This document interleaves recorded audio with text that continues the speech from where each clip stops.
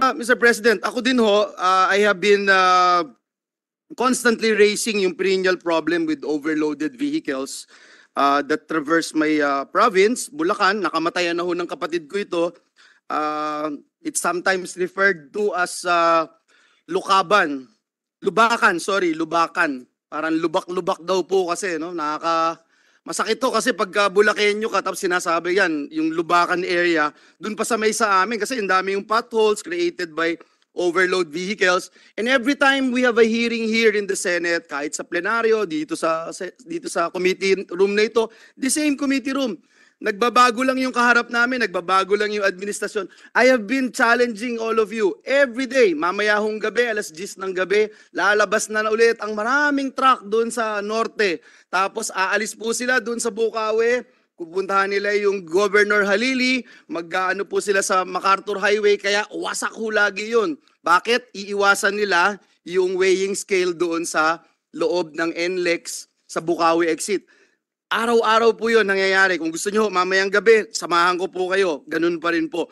So, gusto ko lang balikan ulit, no, itong anti-overloading operations ng DOTR because in Section 6 of Republic Act number 8794, yung an act imposing a motor vehicle user's charge on owners of all types of vehicles, yung 25% of NBUC will be imposed on trucks and trailers for loading beyond their prescribed gross vehicle weight.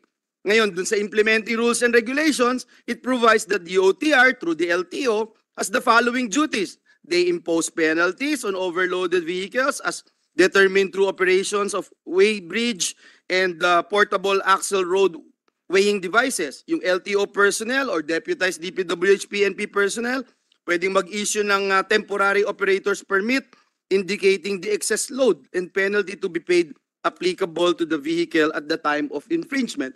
Gusto ko lang ulit. Parang awa nyo na. Mukha na akong taon-taon ko na lang ito binabanggit. Meron na po ba tayong gagawin talaga dito, sir? Kasi matagal na ho ito. Matagal na panahon na po. Please. Good afternoon, Mr. Chair. Good afternoon to Honorable Senator. Ako po si Attorney Vigor Mendoza. Ako po yung bagong LTO Chief.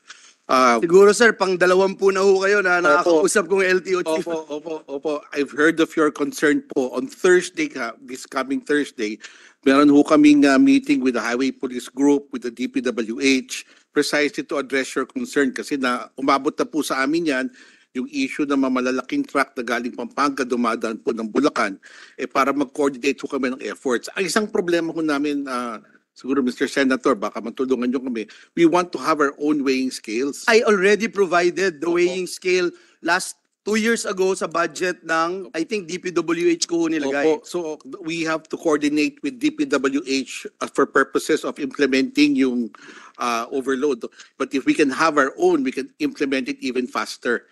Pero I can get it from DPWH and put it under your... Ang isang challenge ho yata, sir, is the area where to put it. Kasi ang nakakalungkot lang, no, and I will say this over and over again, nakakalungkot, it's so obvious, dadating sila sa Bukawi, hindi sila pupunta straight. Aakyat sila doon sa tulay, sisirain lahat ng daan doon sa Governor Halili, sisirain lahat ng daan. Hanggang ngayon, no, sira-sira lahat ng daan doon sa MacArthur Highway. Alam na ng lahat po yun but then, wala akong nangyayari. I've spoken to PNP chief, I've spoken to DPWH secretaries, so many DPWH secretaries. So sana magawan ho natin ito ng... Bigay nyo sa akin yung weighing scales. Papatupad ho namin yan. We will be accountable for it po. Pwede po. But for the meantime, the budget is still with DPWH. Opo, we are... So please coordinate po. We are, Mr. Senator. Asahan ko po yan.